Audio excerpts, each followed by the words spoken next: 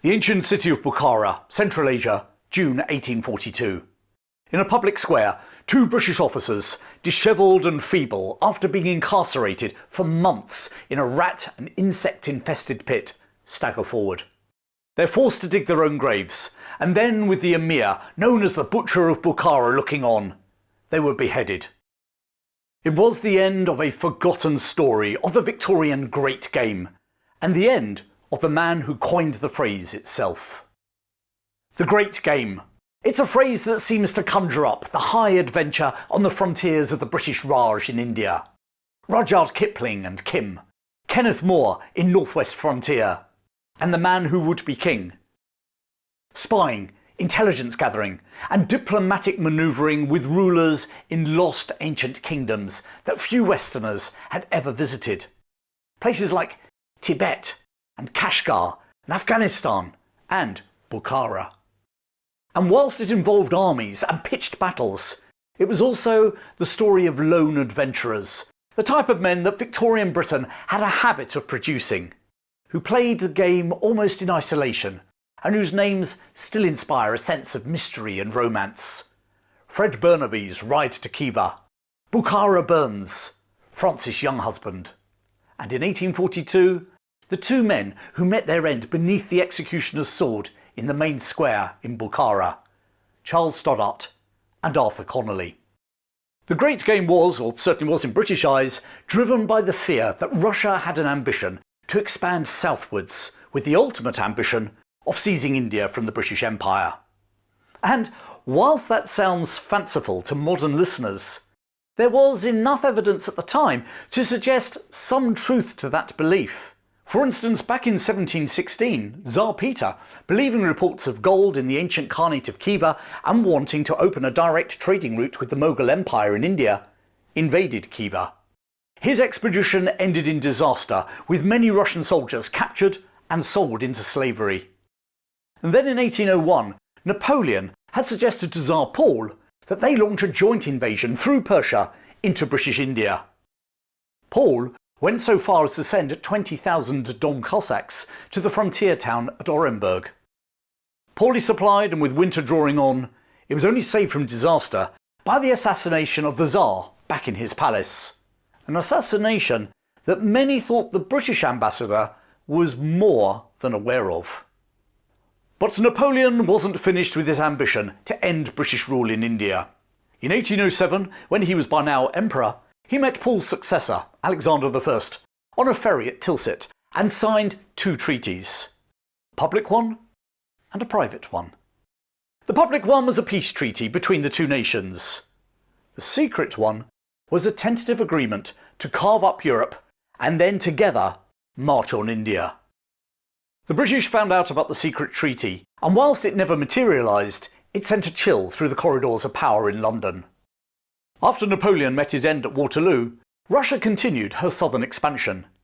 In the late 1820s, she successfully fought both the Ottoman Turks and the Persians in the Caucasus, seizing control of modern-day Georgia, Armenia and Azerbaijan. To the British, this was further proof that Russian ambitions would only end with the conquest of India. It was only a matter of time before they moved into Persia proper, and then through the Khanates in Central Asia, places like Khiva and Bukhara, and then Afghanistan, and on to India itself. In British eyes, it all made perfect sense. And before you think this is pure British paranoia, it's worth noting that as the 19th century progressed, this is essentially what happened, apart from the conquest of India bit.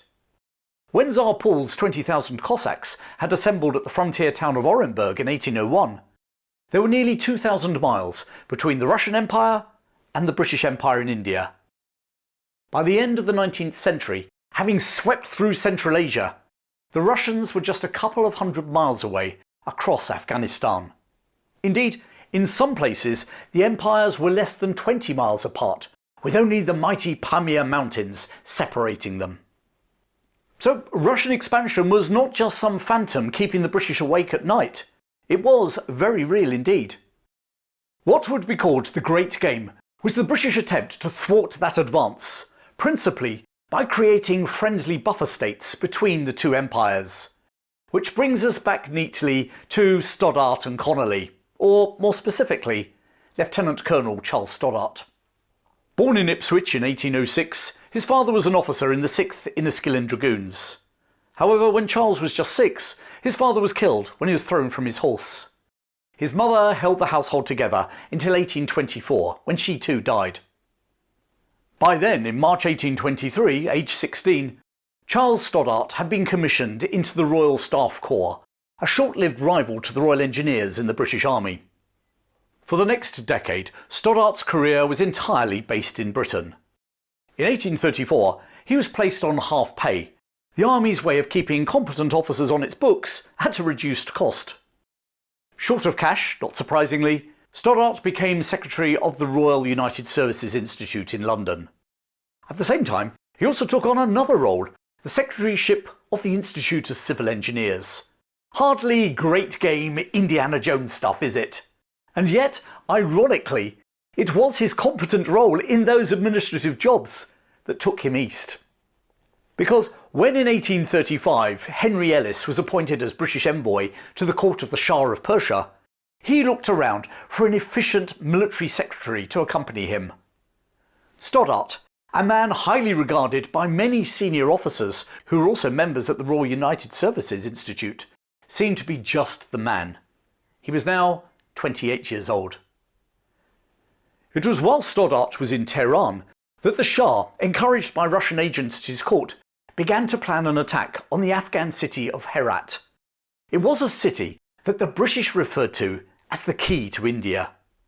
Here again, as far as the British were concerned, was the malevolent hand of the Russians at work. The attack on Herat didn't actually go according to plan, not least due to the presence among the Afghan defenders of another young British officer, Eldred Pottinger. But that, as they say, is another great game story. In August 1838, Stoddart made an appearance at the siege. Unlike Pottinger, he was not doing any fighting, but bringing a diplomatic note from Ellis's replacement in Tehran, Sir John McNeill. The note was an ultimatum from the British government. Stoddart confidently faced the Shah and asked him if he wanted a war with Queen Victoria's empire, because if he didn't back down, that's what he'd get. Just to ensure that the Shah got the message, a British naval force had occupied Karg Island in the Persian Gulf. The Shah backed down. The siege was raised and his army marched home. Stoddart was promoted to lieutenant colonel for his efforts and then almost immediately given a new assignment by his political chief in Tehran. The lifting of the siege at Herat had retained the territorial and political integrity of Afghanistan as a buffer state between India and that imminent Russian threat that the British feared. And again, that threat was not a phantom. Whilst the Russians were far away on the other side of the Ural River at Orenburg, the appointment of a veteran from their war with the Ottomans, General Perovsky, as military governor there, once more convinced the British that the Russians were about to advance towards India. Their fears were raised further when the Emir of Afghanistan, Dost Muhammad, started making friendly noises to Russian visitors in his capital at Kabul. On the 1st of October 1838, the British Governor-General of India, Lord Auckland, issued his Simla manifesto. To ensure that Afghanistan remained a buffer between British India and the Russians, it was decided that Dost Muhammad would be replaced by a more pro-British ruler, a former emir, Shah Shuja. The Simla manifesto was regime change, 19th century style. A vast British army, the 20,000-strong Army of the Indus, would invade Afghanistan, remove Dost Muhammad, replace him with Shah Shuja, and then, job done, evacuate the country. The result would be the First Anglo-Afghan War. It would go tragically wrong. So too would Stoddart's new mission. Charles Stoddart's destination was the ancient city of Bukhara on the fabled Silk Road. Capital of a Muslim Khanate or emirate of the same name, it was ruled over by Nasrullah Khan. He'd come to power in 1827, following a bloody power struggle with his brothers after the death of their father. During his 33-year reign, he would execute 28 members of his family, including 3 of his daughters, to protect their virginity. He also fought wars with his neighbours and executed their leaders too. Shrewd and terrifying in equal degrees, this was the man nicknamed the Butcher of Bukhara, whom Stoddart was sent to meet. His orders were threefold. First, assure the Khan that he had nothing to fear from regime change in Afghanistan to the south. Secondly, Stoddart was to try to persuade the Khan to give up the centuries-old tradition of slave ownership, in particular the thousands of Russian slaves who had been captured on the frontiers and around the Caspian Sea. Now, whilst at this time the British were on a moral anti-slavery crusade, they even had a dedicated Royal Navy squadron based off the West African coast, intercepting slave ships from other nations. This move was more about politics than humanitarianism. The British were convinced that the Russians would use the pretext of liberating their countrymen to invade and occupy Bukhara and the other khanates, thus moving right up to Afghanistan's northern border. So, if Nasrullah freed said slaves, the Russians would have no reason to invade, would they? As a sweetener, Stoddart was to dangle a treaty of friendship with Britain in front of the ruler. That too would, hopefully, act as a red light against Russian ambitions. Bukhara was an ancient city with strict Muslim protocols and an astute and bloody ruler. What the British needed was a seasoned diplomat with deep understanding of the ancient Islamic culture of the region. Instead, who came riding into the city but the former secretary of the Institute of Civil Engineers, a man who hadn't been outside Britain until 3 years ago. The embodiment of confident, dare I say, overconfident Victorian Britain. Now, local protocol dictated that non-Muslims were not to ride horses in the city, and that all visitors approached the Emir on foot. Can you guess where this is going? Yes, Stoddart, as a British Army officer, entered the city on horseback, and when he happened to meet the Emir in the main square, rather than dismounting, he drew up and smartly saluted. The Emir was not best pleased, and was even less so when Stoddart presented a letter, not from Queen Victoria, but Governor-General Auckland in India. Nasrullah saw this as a calculated insult. He was the ruler of Bukhara, one of the great cities of the Islamic world, a sovereign in his own right, and Britain had sent him a letter not from a fellow ruler, but from a deputy. Stoddart was promptly arrested and dropped into a deep pit infested with vermin and insects bred there, it's said, for the purpose of trying to feast on the prisoners. It sounds like something out of the film The Mummy, or maybe I'm a Celebrity, but it was very real, a genuine living hell that people in Bukhara feared. The mission had now gone horribly wrong. The British were still waiting to invade Afghanistan, let alone conduct their regime change. Charles Stoddart was on his own, hundreds of miles from safety, and he would be for nearly 3 years.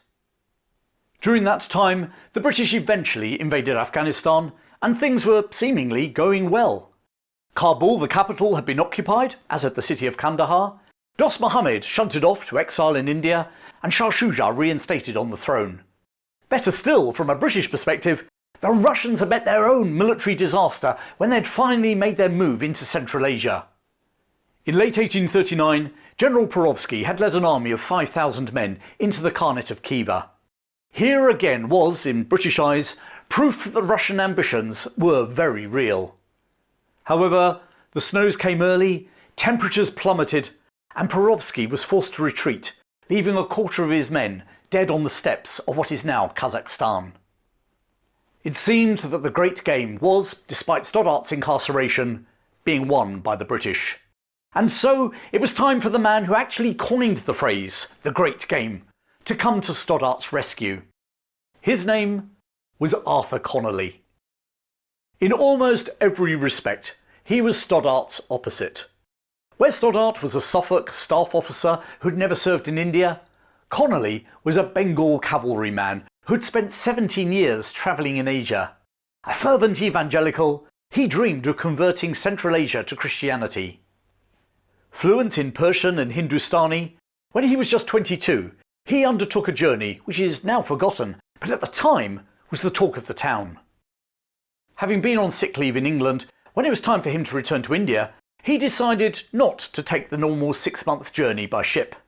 Instead, he decided to travel overland in an epic 6,000-mile journey across Europe and Central Asia. Travelling through Europe to St. Petersburg, he then headed overland on horse, south through European Russia, through the Caucasus and on to Tehran. In northern Persia, he disguised himself as an Asian merchant, calling himself Khan Ali, a play on his own name of Conolly. Get it? And he then tried to slip into the Khanate of Khiva. The attempt failed. His caravan was attacked by Turkmen raiders, and he was lucky to escape with his life. He now turned south and east, through Afghanistan, finally arriving in India 18 months after he'd started. His book about his travels, entitled Journey to the North of India, Overland from England, through Russia, Persia and Afghanistan, was published in 1834 and made him a star of his day. Through the 1830s, Conolly was used as the British Army's Central Asia man, travelling extensively in Afghanistan in particular. Hardly surprising, therefore, that by 1840 he was to be found in Kabul implementing the similar manifesto. There he worked closely with Sir William Macnaghten, the senior British agent in Afghanistan, and, as it happened, his own cousin. It was whilst in Kabul that he wrote a letter to Major Henry Rawlinson, the newly appointed British political officer at Kandahar. He set out his vision for what Britain ought to do in Central Asia. Britain, he said, should make peace with Russia and then create a unified pro-British protectorate comprising all the Khanates, which would act as a buffer to protect India. Furthermore, the Khanates would be converted to Christianity and slavery abolished. Summing up this semi-mystical and certainly ambitious vision, he told Rawlinson, "You have a great game, a noble game before you." The phrase, "the great game," had been born. Despite his vision for a Christian region at peace with Russia, it actually became the phrase to describe the political intrigues and military adventures on India's northwest frontier to prevent Russian advances. And interestingly, despite Conolly coining the term in 1840, it wasn't until Rudyard Kipling used it in his book Kim in 1890 that the phrase started to be used in earnest.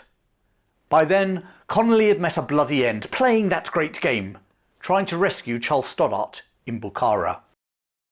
Actually, the mission that Conolly proposed to the Governor-General of India was a lot bigger than merely rescuing a lone British envoy. He aimed to travel to 3 neighbouring Khanates, Kokand, Khiva and Bukhara, and convince them to stop fighting each other, release all their slaves, and present a united front against Russian expansion. A lone British officer talking 3 hostile rulers into a defensive alliance, ending a 1,000-year-old slave trade, and rescuing a colleague from one of the most feared courts in Asia. You really have to admire the audacity of the Victorians. It really was the ultimate can-do era. Conolly travelled in a sense of great optimism. At this stage, of course, all was going well in Afghanistan, and the Russians had met with disaster in Khiva. However, whilst the emirs of both Khiva and Kokand met him politely, they refused to meet any of his demands. Indeed, they were both preparing for war with Bukhara rather than with the Russians, and they warned him not to go there. But do you think Arthur Conolly was the sort of man to be put off by such warnings? Indeed, with the rest of his mission effectively dead in the water, he decided that his only route to success was rescuing Stoddart from the hell of the bug pit. Not that he knew it, but Stoddart was no longer in the pit, but living under house arrest instead. In July 1839, after 6 months in the pit, he was hauled up and told he was about to be executed. The executioner arrived, and a grave was dug in front of him. He was, however, offered one way out. He could convert to Islam. Stoddart agreed, although we'll never know how sincere his conversion actually was. Nevertheless, it got him out of the pit, well, at least for the time being. Maybe the Emir decided that leniency was a good tactic, because at that very moment in 1839, the army of the Indus was storming its way towards Kabul, which would shortly fall. Dost Muhammad would be overthrown, and his replacement, Shah Shuja, would be installed. Maybe best to treat his British prisoner kindly. Well, if that was his plan, It didn't last long. Stoddart was thrown back in the pit in September 1839, and for the next year he was lifted out and dropped back down on a regular basis. By the spring of 1841 he was again out under house arrest and writing on behalf of Nasrullah to the British Foreign Secretary, Lord Palmerston, proposing in effect exactly the friendly relationship Stoddart had originally been sent to negotiate. So, in a bizarre twist, the mission that had begun in a disaster was now, 3 years later, on the verge of succeeding after all. Well, if you didn't count releasing the slaves. And meanwhile in Afghanistan, it seemed that the British had achieved a successful regime change. So successful, in fact, that large parts of the army of the Indus were being withdrawn. Britain seemed to be winning the great game. On the 9th of November 1841, Arthur Conolly rode into Bukhara. His timing couldn't have been worse. That same month, Sir Alexander Burnes, the deputy British envoy in Kabul, another great game adventurer who'd been nicknamed Bukhara Burnes, was murdered by a mob. The British occupation of Afghanistan was soon in disarray. The following month, Conolly's own cousin and the senior British political agent in Kabul, Sir William McNaughton, was also killed. By January 1842, the British Army of Occupation, 16,000 soldiers and camp followers, had been ordered to retreat from Kabul through the mountain passes to Jalalabad. You probably know what happened next. Indeed, I've done an episode on it recently. It was a disaster. Almost the entire column was wiped out. It would also prove the beginning of the end for Stoddart and Conolly.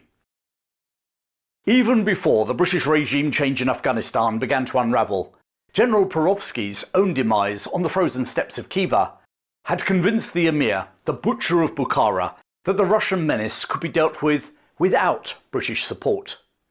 And now, with the disaster in Afghanistan, the British were no longer seen as omnipotent and potential protectors against the Russian aggression.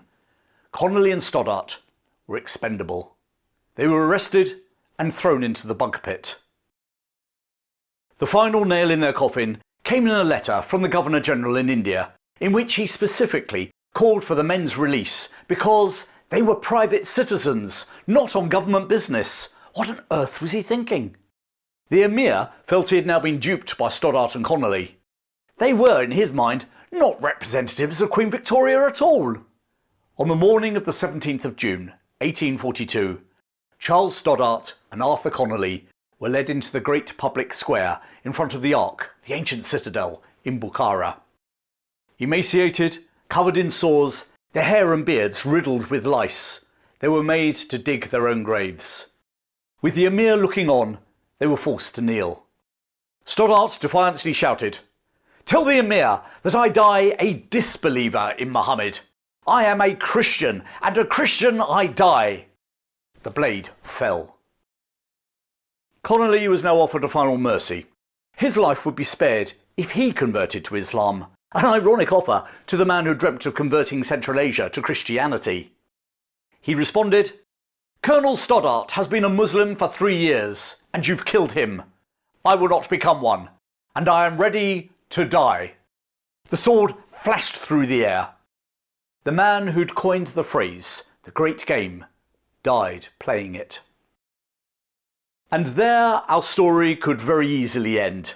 But there is an interesting postscript that you may very well enjoy hearing about. Because back in London, people wondered what had happened to the two men.